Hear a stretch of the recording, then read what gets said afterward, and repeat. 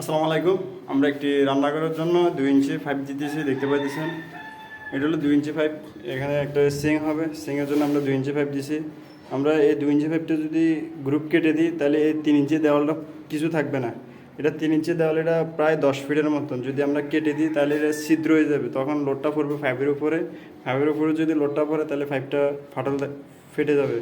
এই জন্য আমরা এখানে আপনার মশলা দিয়ে এটা ঢেকে দিব। সামান্য করে একটা বিট হবে এখানে।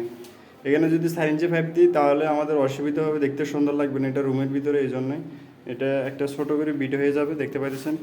আর এখানে হলো হাউসে পড়ে যাবে। 2 ইঞ্চি কিচেনের পাইপ আসি হাউসে পড়ে যাবে, হাউসে পানিগুলো পড়ে যাবে সব। এখানে বড় করে হোল দেখতে পাচ্ছেন, ওইটা হলো 4 ইঞ্চি পাইপ। আর এটা হলো স্ল্যাবটা দেখতে পাচ্ছেন, এটা হলো রান্নাঘরের স্ল্যাব, চুলা স্ল্যাব।